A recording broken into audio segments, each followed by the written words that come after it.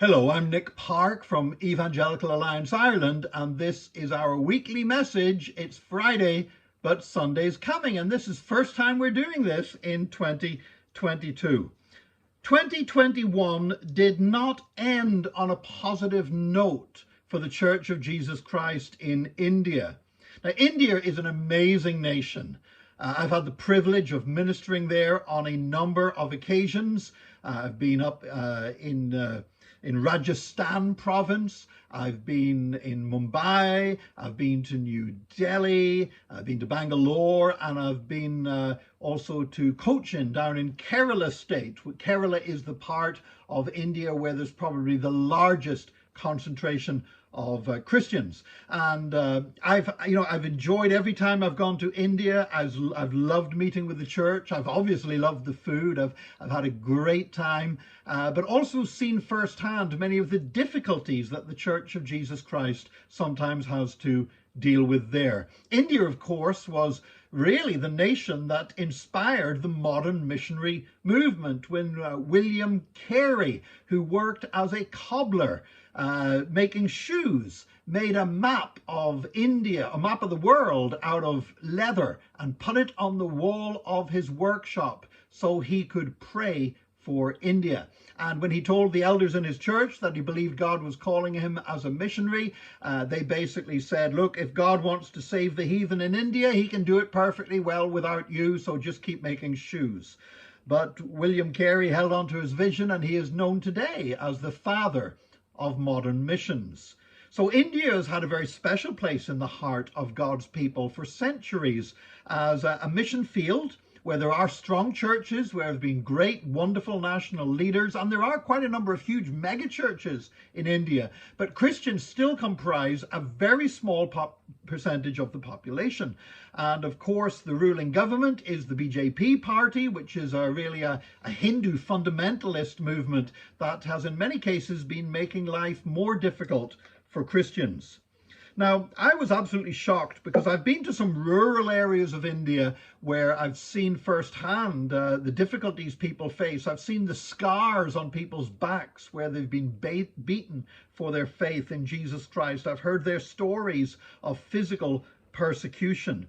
But, you know, in the cities, particularly somewhere like Bangalore, last time I was in Bangalore, I was at a huge church, over 12,000 members, the Bethel AG Church, truly a great church. And we had a wonderful time preaching in services there.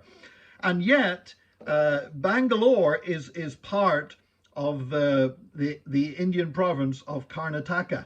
And in North Karnataka, there is actually less than 2% of the population is actually Christian.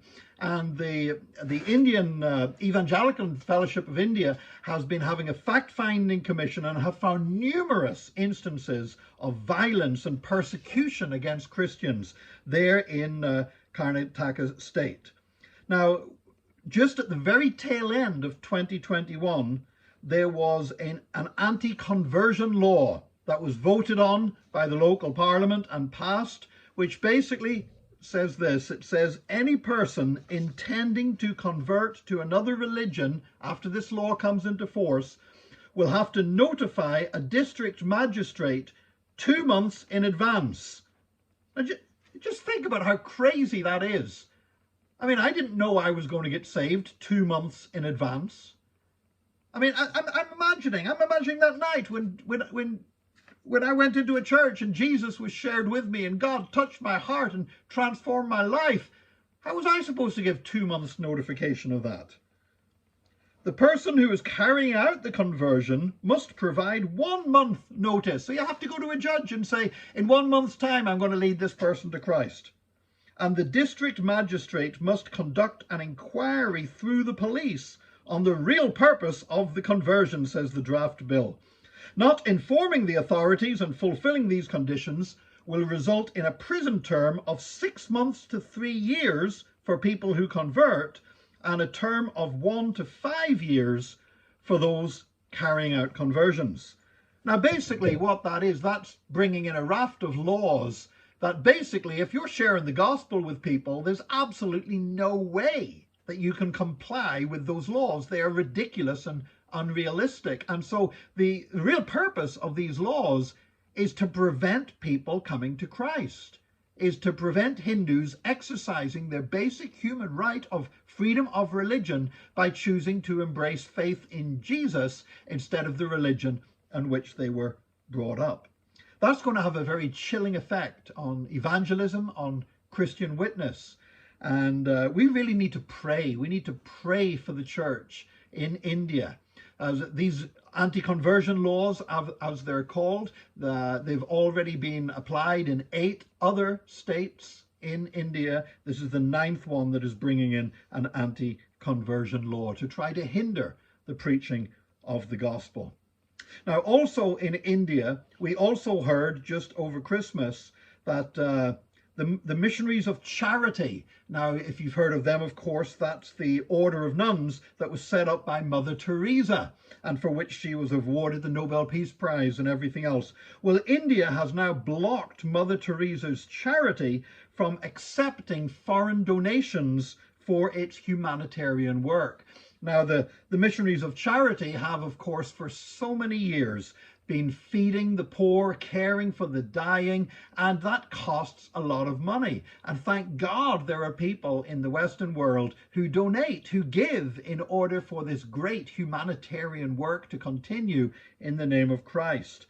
Now, it's not quite clear why the government has taken this action, but the government refused to renew the license of the Missionaries of Charity under the country's Foreign Contribution Regulation Act. Now, no doubt they will appeal, the Missionaries of Charity will appeal, but for now, the major source of their funding for helping some of the most desperate and poorest people in the world has been cut off by order of the Indian government.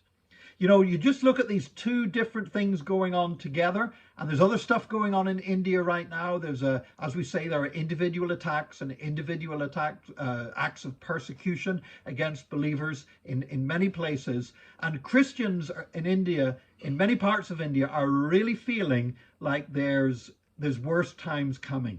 And so I would strongly urge you, would you please pray for India?